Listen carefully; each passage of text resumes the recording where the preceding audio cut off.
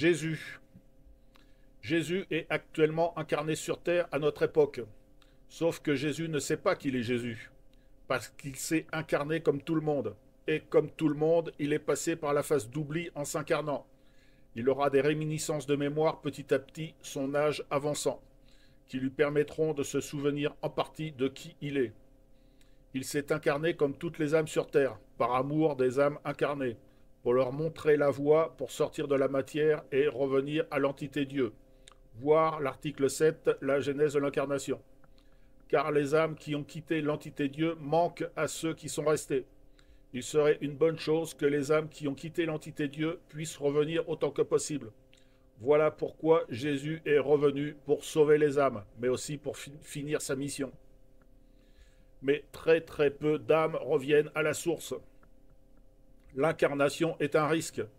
L'incarnation, le risque de ne pas se souvenir et donc de rater son incarnation, car la matière et la matrice sont puissantes pour te dévier. Il y aurait actuellement sur Terre 3 ou 4 Jésus, gourous de sectes profitant du message reçu par les médiums que Jésus s'est incarné dans les années 60-70. Des opportunistes qui se sont autoproclamés Jésus. Pourtant, Jésus ne sait pas qui il est. Combien ça coûte financièrement d'être dans ces mouvements de Jésus? J'aimerais bien le savoir. Un jeune Jésus autoproclamé paraît très improbable, car souviens-toi, il ne sait pas qui il est, sauf peut-être vers la deuxième moitié de sa vie où il aura des réminiscences. Donc vers la deuxième moitié, vers 45-50 ans, quelque chose comme ça. Jésus est revenu pour finir ce qu'il avait commencé. Va-t-il réussir?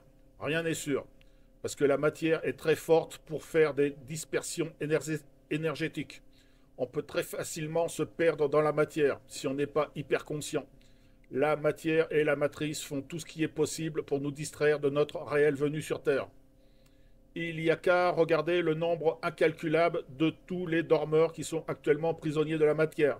C'est presque affolant, tellement la matière est forte et puissante. On m'a déjà demandé « Qui es-tu » Une question qui peut paraître bizarre et stupide. Je suis Jean-Yves Paulin. Non, pas seulement, bien entendu. Je suis un être incarné avec probablement de nombreuses incarnations derrière moi. Donc, ce n'est pas si simple de répondre à la question de qui je suis réellement. Et c'est valable pour chacun de nous.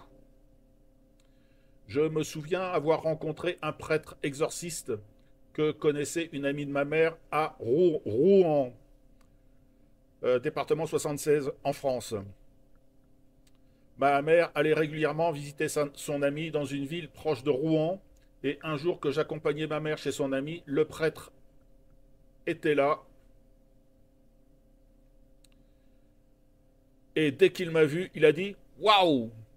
sans rien ajouter d'autre. Je sais qu'il était clairvoyant, il a dû voir quelque chose de particulier, mais à l'époque, j'étais totalement coincé. Impossible de sortir un seul mot dans la vie de tous les jours, mais j'entends et je me souviens. Je me souviens être allé consulter une voyante à Paris avec ma mère. Voir la voyante s'incliner devant moi a été un facteur déclenchant pour retrouver ma mémoire. Ma mère m'a dit « Mais qu'est-ce que vous faites ?» La réponse de cette voyante a été « Je m'incline devant ce qu'il représente ». J'ai rencontré Mevlana, une femme gourou d'un mouvement spirituel en Turquie, lors d'un entretien avec l'une de ses traductrices pendant quelques dizaines de minutes.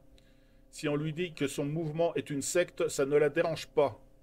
Les médias turcs avaient parlé négativement de son mouvement.